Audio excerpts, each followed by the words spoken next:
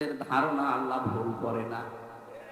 আপনি তাকান, আলেম রাজা ধারণা করেছিল কোরআনের পাখি আল্লামা দেলাওয়ার হোসেন সাইদি রহমতুল্লাহ আলাইহি উনি শুধু বলেছিলেন এই দেশে জালেমরা ইঁদুরের গর্ত পাবে না, আল্লাহ ঠিক মিলিয়ে দিয়েছে। উনি বলেছিলেন এই দেশ থেকে একটু নাড়া দেওয়া হবে, দিল্লি গিয়ে পড়বে, ঠিক তাই পড়েছে। কেন? 29টা প্রদেশ আছে ওই দেশে, একটা প্রদেশে যে পড়লো না একেবারে দিল্লি গিয়ে পড়েছে। কথা একেবারে খাপের খাপ, মমতাজের বাপ মিলে যাচ্ছে। উনি আর একটা স্বপ্নের কথা বলেছিলেন এই দেশে জালেমদের নাকের ডগায় কালেমার পতাকা পথ পথ করে উঠবে। আল্লাহ মনে হচ্ছে ওই স্বপ্ন সামনে বাস্তবে রূপ দিতে যাচ্ছে।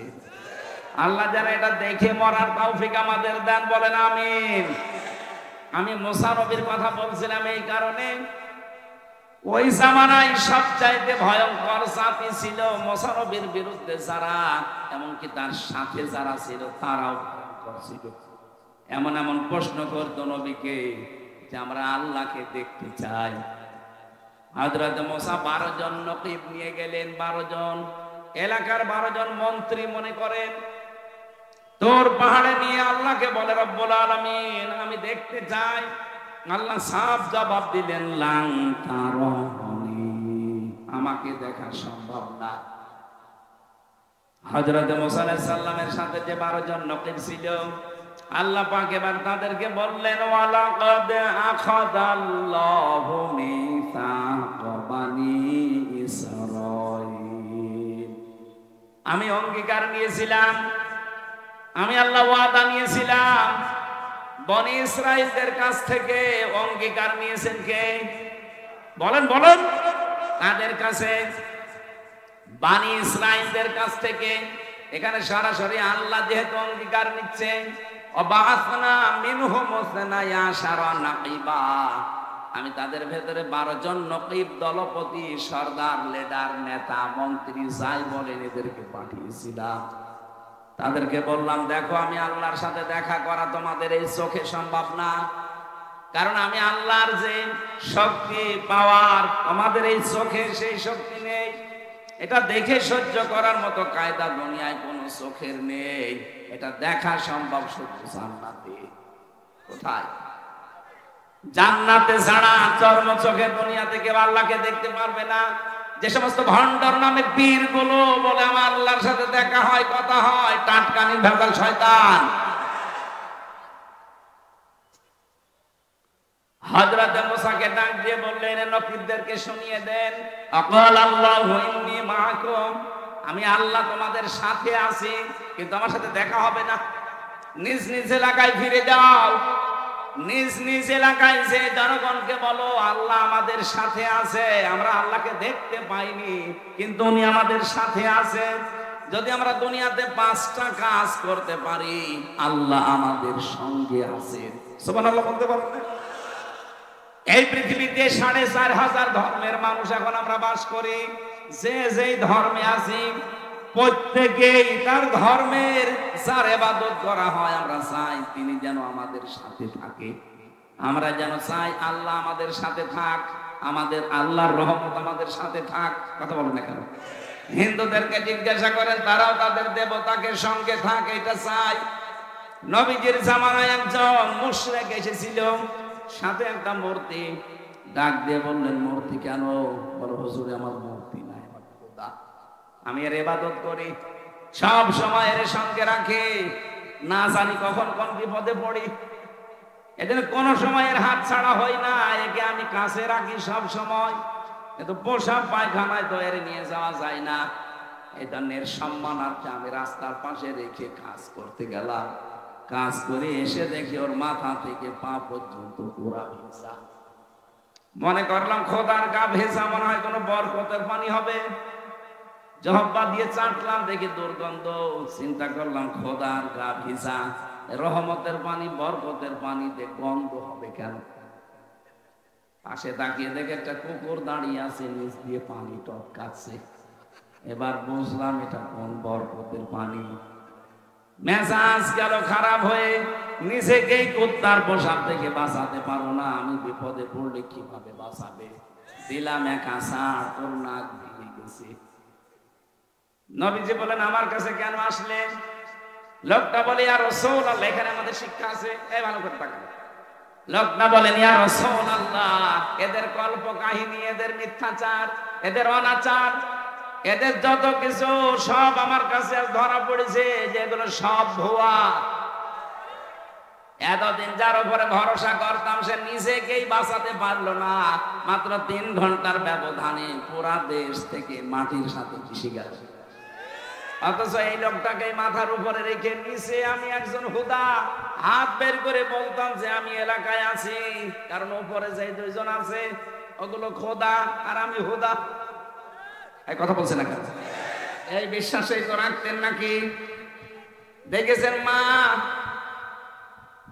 বাবার মেয়ের ছবি 2 দিকে দিয়ে নিচে হুদা এভাবে হাত বের করে আছে, ও বোঝাতে চাই এলাকার জনগণকে আমি কিন্তু অমুকের লোক।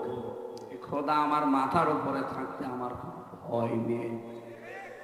ওই জামানায় ওই মুশরিকতাই করতো, ও নাই না বুঝে করতো।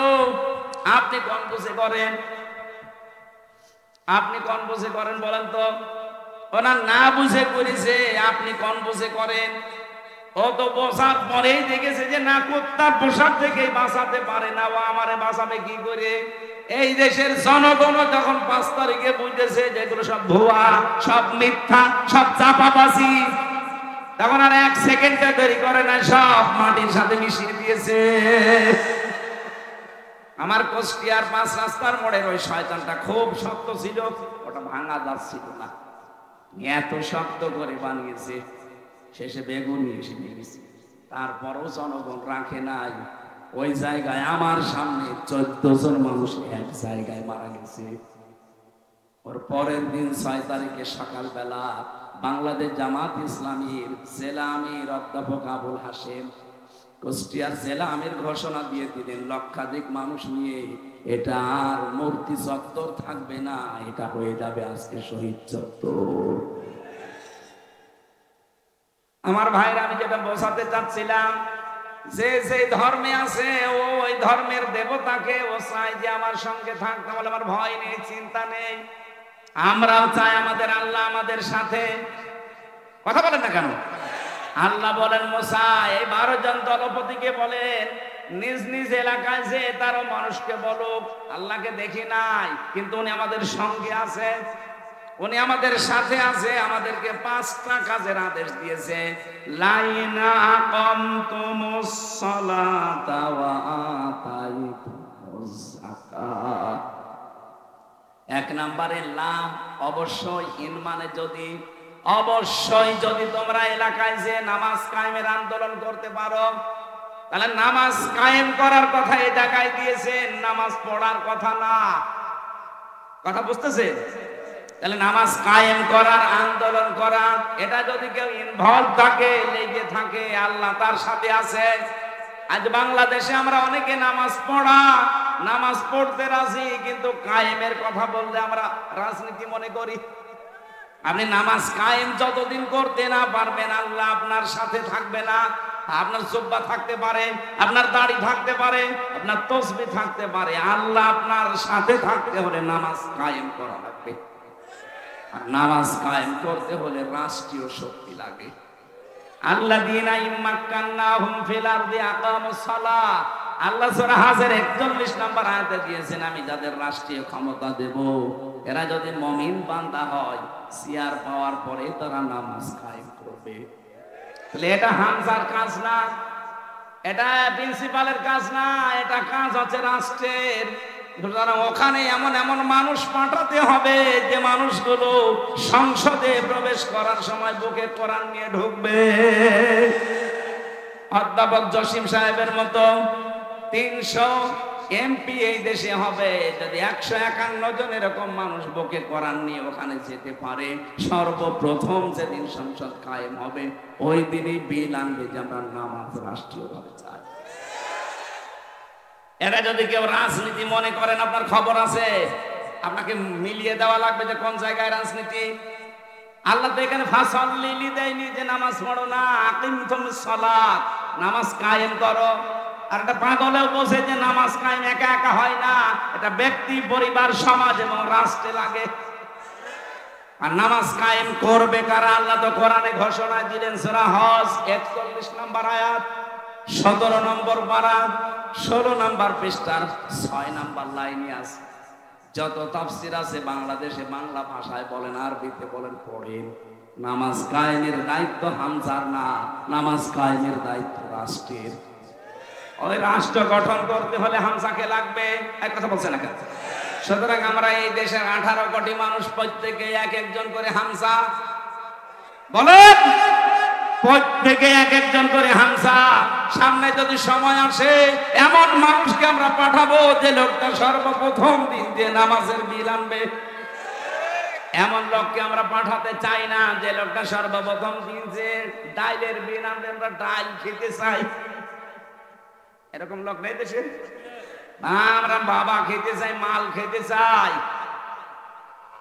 আপনি বলেন আমার একটা ভোটে আর কি হয়? কি হয় মানে মাইয়াশফা শাফাআতান হাসানাতান ইয়াকুল্লাহু কিফলুম মিনহা ওয়া মাইয়াশফা শাফাআতান সাইয়্যাতান ইয়াকুল্লাহু নাসিবুম মিনহা।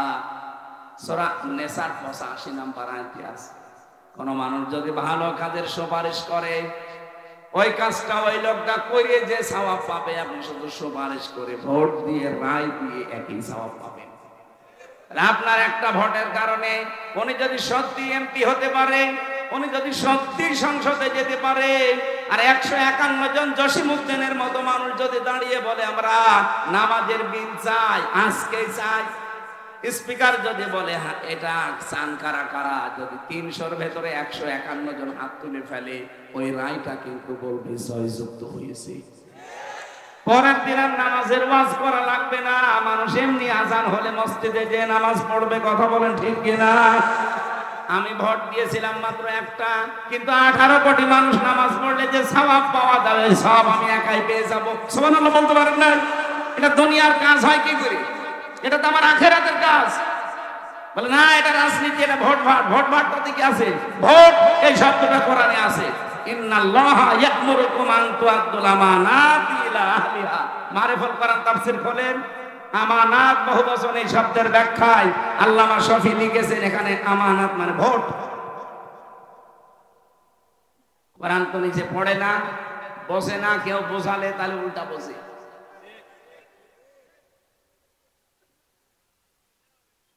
তাহলে আল্লাহকে সঙ্গে রাখতে হলে আপনাকে নামাজ কায়েমের আন্দোলন করা লাগবে। যারা করে তাদের সাথে থাকবেন, যদি না থাকতে পারেন বিরোধিতা করবেন না। তাহলে আল্লাহ আপনার সাথে নেই, আর আল্লাহর সঙ্গে না থাকলে সঙ্গে থাকবে কে? ওমাইয়াশু আন যিকরির রহমান নুকাইয়িদ লাহু শাইতানান ফাহুয়া লাহু কারিন। সূরা যুখরুফ 25 নম্বর পারা 11 নম্বর পৃষ্ঠার প্রথম নম্বর লাইনে 36 নম্বর আয়াত। আল্লাহ বলেন যারা আমি আল্লাহর বিধান থেকে, জিকির থেকে মুখ ফিরিয়ে নেয়, ওর পেছনে একজন শয়তান আমি নিযুক্ত করে দেই। এজন্য আল্লাহকে আমার সঙ্গে রাখতে চাই না, চাই না? আরো জোরে বলেন। 2 নাম্বারটা বলি এবার, ওয়াতাইতুমুজ যাকাত, যাকাত দেওয়া লাগবে। অথচ যাকাত ভিত্তিক অর্থনীতি কি আমরা অনেকে জানি না। এখানে আমার মনে হয় শুধু কয়েকজন বাদ দিলে এই হাজার হাজার মানুষের 100 জনের 2 জনও যাকাতের নিয়ম বলতে পারবে না। ইসলামী অর্থনীতি যেটা ইবাদত, অনেকে আমরা জানি না, অথচ নামাজ পড়ি, রোজা রাখি, হজ করে আসি। ইসলামী অর্থনীতির ভেতরে যে নিয়ম নীতিগুলো আছে, এটা যে জানা মানা ইবাদত, আমরা মনেও করছি না। ইসলামী অর্থনীতিতে মুশারাকা আছে, মুদারাবা আছে, মুরাবাহা আছে, বায়ে সালাম আছে, বায়ে ইস্তিসনা আছে, বায়ে মুআজ্জাল আছে, বায়ে ওয়াহিদা আছে, 28টা নিয়ম আছে। আপনি জিজ্ঞাসা করেন তো কোন মানুষটা এগুলো জানে, মেনে চলে? অথচ নবী নিজের জীবনে মুরাহাবা, মুদারাবা তিনি নিজে পালন করে দেখিয়েছেন। মুদারাবার সিস্টেম হচ্ছে আমি শ্রম দেব, স্যার টাকা দেবে। নবীজি নিজের জীবনে শ্রম দিয়েছেন, আর খাদিজাতুল কুবরা অর্থ দিয়েছেন। এক কথা বলছেন না কেন? এইটাই তো ইসলামী ব্যাংক মেনে চলে। আর রাষ্ট্রীয়ভাবে ইসলাম কায়েম হওয়ার আগ পর্যন্ত এই দেশে কোনো ব্যাংক 100% সুদ থেকে মুক্ত হওয়া সম্ভব না, এটা আমি জানি। কিন্তু সোনালী, রূপালী, চৈতালি এদের কাছে তো ভালো কথা বলছে না কেন? ওরা সরাসরি হারাম কাজে লিপ্ত। এরা চেষ্টা চালাচ্ছে, পারছে না। এতদিন যাই গুছিয়ে নিছিল এস আলম এই হারাম খোর 80,000 কোটি টাকা মারি কাটি।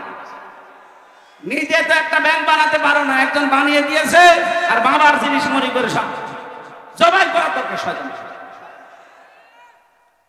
কত হাজার হাজার লক্ষ লক্ষ মানুষের কর্মসংস্থান হচ্ছে, নিজে তো 1 টাকা উপায় করতে পারে না, মানুষের উপায় করা টাকাগুলো নিয়ে 1-2 টাকা না 80,000 কোটি টাকা মারি কাটি করছে। আর ওই দরবেশ এত বড় বড় দাড়ি পাচ্ছে, ও 7টা ব্যাংক থেকে 36,000 কোটি টাকা মারি কাটি। প্রতি বছরে 42,000 কোটি টাকা পাচার হয় এই দেশ থেকে প্রতি বছর।